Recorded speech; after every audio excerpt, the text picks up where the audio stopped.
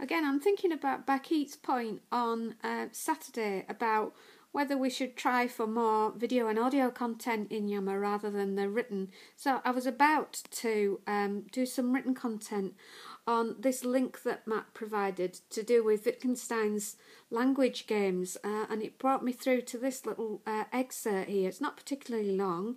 I'd recommend you having a look at it if you're interested in this notion. And of course it links to ideas of both semiotics and how language works, but also to do with the way in which we participate in an online community and the kind of language games that we play as a community within that setting. And so broadly what it's saying is that Wittgenstein is returning to this concept of a language game to make clear his lines of thoughts concerning language. And what he does is he looks at primitive language to look at the sorts of patterns of games within it. So he looks for examples at the Builder's language game on page 1, 2. That's a page reference there to Wittgenstein's work, in which builders and his assistants use 4 terms: block, pillar, slab, beam. So it's about vocabulary and shared vocabulary within a particular community. And he utilises that to illustrate the part of the Augustinian picture of language, which might be correct, but which is nevertheless strictly limited. So I don't know what that is. So this is one of the instances when I'm reading that I think, gosh, I need to look up what is the Augustinian picture of language. Anyway, skip that bit. Moving on to the next bit.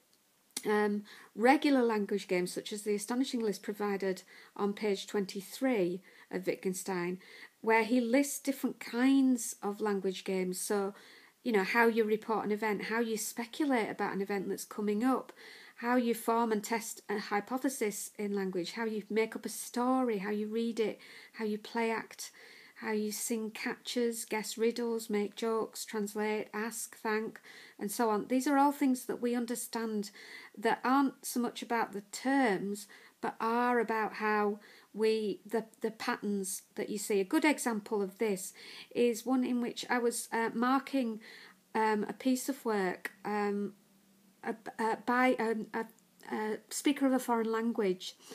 And it was about artificial insemination. It was when I was teaching biology. And what the candidate had done is they'd Googled it and they'd come across a Harvard website. I wonder whether I can find it. No, I won't do it. So you're going to have to stare at this while I'm talking about it and imagine it instead. She'd Googled it. She'd come across Harvard. But what she hadn't realised was that she'd got through to a particular section of the Harvard site. So this passage within her work that wasn't properly referenced started with, there was a farmer and he had some pigs that weren't having any piglets. And so he called the vet and the vet came round and the farmer said, my pigs aren't having any piglets. So the vet said, try artificial insemination. And the farmer said, well, what's that? And the farmer said, well, it's where you inseminate them yourself, and went off. The vet then loaded the pigs into his van, took them to a forest and shagged them. And this was what one of the candidates had said in her essay on artificial insemination. Now, a speaker of English would have recognised immediately from the register when it said there was a farmer who had some pigs.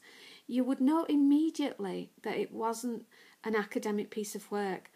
And then you would realise very soon that it wasn't just a story, it was a story of a particular kind and it was a joke. And so the register would tell you how to receive that information.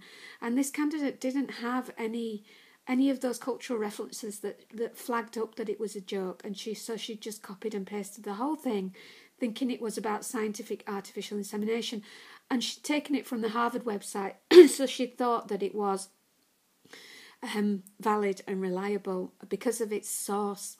So, yeah, apologies for the use of language there, but it's just a really good example of this idea of a particular way of speaking that Wittgenstein is talking about here. So, moving on then. So he then says that the language games are first part of a broader context termed by Wittgenstein as a form of life. Secondly, the concept of language games point at the rule-governed character of language. It doesn't entail strict and definite systems of rules for each and every language game, but points to the conventional nature of this sort of human activity. So the way that we speak points towards a particular kind of language game. Still, just as we cannot have a final essential definition of a game, So we cannot find what is common to all these activities and what makes them into language. So we know this stuff, but it's quite diffuse, difficult to define. We kind of feel it, very difficult to explain it to somebody from another culture who doesn't quite plug into that particular game. You can't say, oh, it's this. The reason why we know it's a joke is because it does this, this and this. You can try, but it's really difficult. So hard to explain and define. Moving on there, it is here that Wittgenstein's rejection of general assumptions and definitions based on sufficient and necessary conditions is best pronounced. Instead of these symptoms of the philosopher's craving for generality, he points to family resemblance. So he's saying, don't look for rules and generalisable stuff. Look for kind of subtle family resemblances in the way that language works. And he says that family resemblance is a more suitable analogy than rules and generalisability for the means of connecting particular uses of the same word. So we have the word pig, and in one situation it's to do with artificial insemination. When it's used in a different situation within the joke, it becomes something rather different. So a simple word, when you change the context, it's got a family resemblance. It's still a pig, but it's a pig in a very different context and for a very different purpose.